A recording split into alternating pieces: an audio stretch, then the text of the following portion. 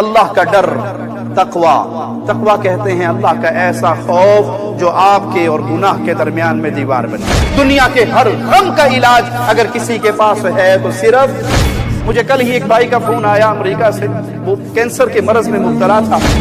اس خالق کو پکاریے تو صحیح، اس سے محبت کریے تو صحیح، دعا کو اپنا سہارا بنائیے تو صحیح، کلام الہی کو پڑھیے تو صحیح، اس کے در پہ آ کے جھکیے تو صحیح۔ پیارے حبیب فرماتے ہیں رات کو قیام کرو، رات کو تہجد پڑھو، یہ تمہیں اللہ کے قریب کر دے گا۔ اور حدیث کے بڑے عجیب جملے آپ کو سنانے لگا ہوں۔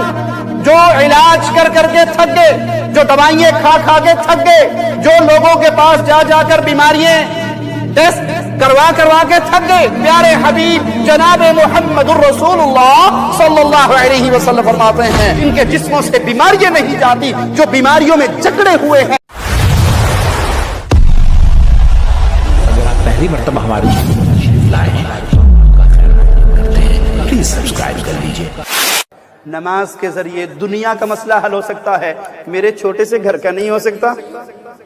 میرے گھر میں ٹینشن ہے، میری زندگی میں غم اور دکھ اور پریشانیاں ہیں، اللہ کی قسم مصلی بچھائیے، اس خالق کو پکاریے، اس کے سامنے 2 رکعت نماز پڑھیے، آنسو پیش کیجئے، سجدے کے اندر رو رو کر اپنے رب کو پکاریے۔ دنیا کے ہر غم کا علاج اگر کسی کے پاس ہے تو صرف اللہ کے پاس۔ مجھے کل ہی ایک بھائی کا فون آیا امریکہ سے، وہ کینسر کے مرض میں مبتلا تھا، تحدیث نعمت کے طور پہ اور اللہ خالق و مالک کی محبت اور رحمتوں کے طور پہ سنانے لگا ہوں۔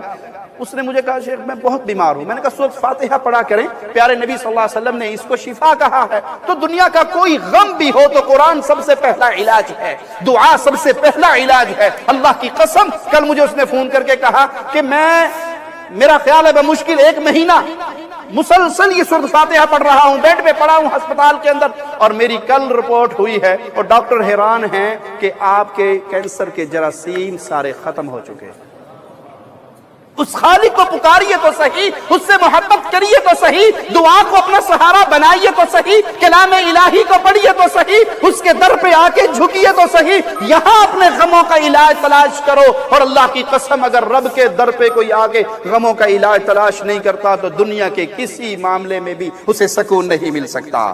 نماز دکھوں کا مداوا ہے، نماز ادا کرنے سے دل کو اطمینان ملتا ہے۔ صحیح الجامع حدیث نمبر 3124 سنیے، پیارے حبیب فرماتے ہیں وَجُعِلَتْ قُرَّةُ عَيْنِي فِي الصَّلَاةِ، نماز کے اندر میری آنکھوں کی ٹھنڈک رکھی گئی ہے۔